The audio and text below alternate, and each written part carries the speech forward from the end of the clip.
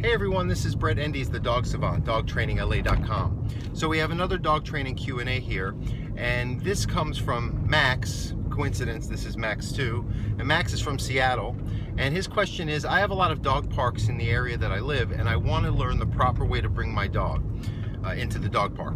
That's a great question. I wish more dog owners thought of things that way instead of just seeing the dog park as an outlet for their dog's physical energy.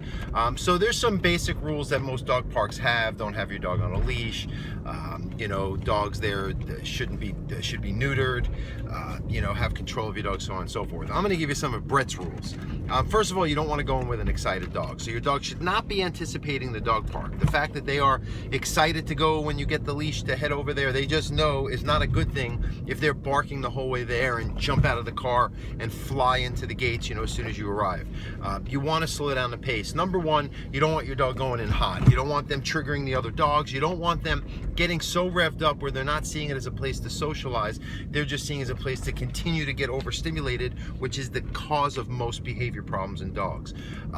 Also, you want your dog to feel that you have control when they see another dog. Too many dogs, and I brought this up in many other videos and to all my clients, is that if your dog makes the association that whenever they see a dog they move towards it without looking back, good luck applying a command like come, no matter how well you practice it, because their impulses are always going to override what they understand as a concept. So you have to work on the impulses first, and then the commands will back it up.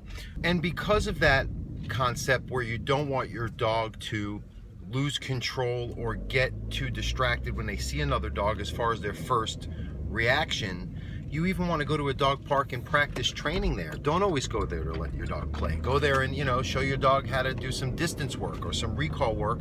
And then, even if they are going to play, it's going to be after they do their job as like an earned reward.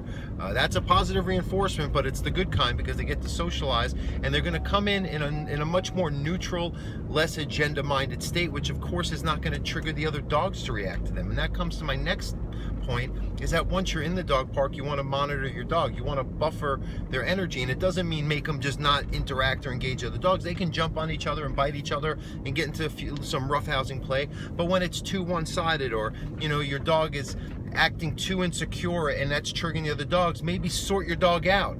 Get them to get with the program, balance them out, get them to neutralize, take them for a walk outside the park and bring them back in. It's really going to help them once they are on their own and they're engaging the other dogs. Unfortunately, it's not that easy to practice, with a leash in the dog park, so you just want to continue to have your dog understanding that you're so on it and you're always within, not arm's reach, but pretty close, that it's not difficult for them to understand when you need to call them to come to you, at any time. And that's the other point. Don't make the wrong associations.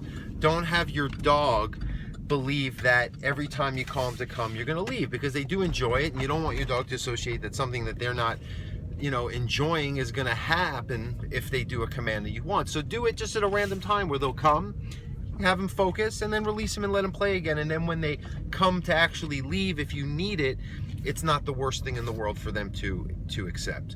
I hope those pointers help a little bit. And I guess the last point would be just let your dog have fun. Enjoy the time there.